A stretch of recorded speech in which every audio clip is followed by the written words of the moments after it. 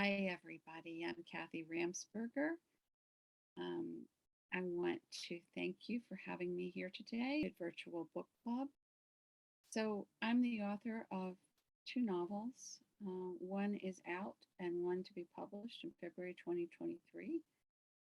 The first one is called The Shores of Our Souls, and it's published by Touchpoint Press, which will also publish its sequel, A Thousand Flying Things. In Shores, I take you back to 1981. A small town Southern girl and a Middle Eastern diplomat meet one misty night in New York City. Diana has left her small Southern town for the bright lights and rich culture of the Big Apple and a prime job at the Met, but she's lonely. Sparks fly when she crosses paths with a charming Lebanese diplomat one night. That night and their shared passion launches her into an exciting romance and opens her eyes to a bloody conflict at the same time far from home. But as warring factions take hold overseas, remember this is 1981, she can't shake the feeling that her new love is hiding dark secrets. They may not be dark, but Qasim is keeping things from her and she from him. He has never known peace.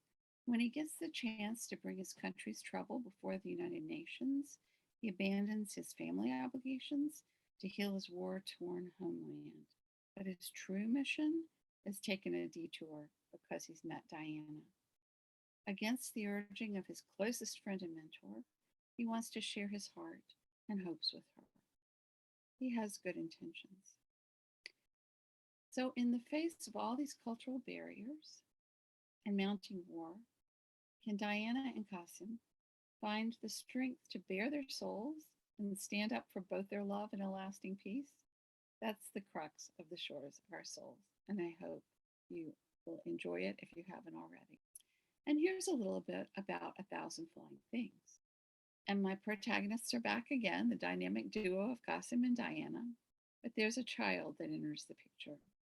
The story can be read as a standalone or as a sequel.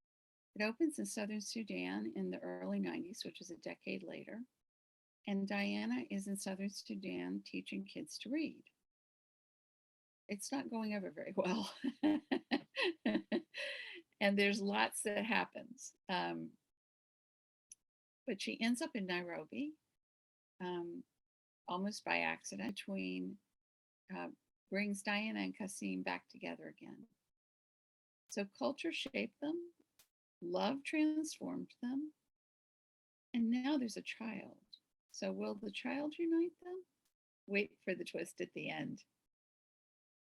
And my work in progress is a memoir about my early womanhood. It's in process right now. I found that readers were as interested in my real life as they were in my stories, and I coach a lot of memoir, so that's where I went next. Its working title is My First Fiance, My Early Adventures in Love, Squalor, and Misogyny. It's full of all three, and I hope a lot of fun. Again, thank you very much for having me here.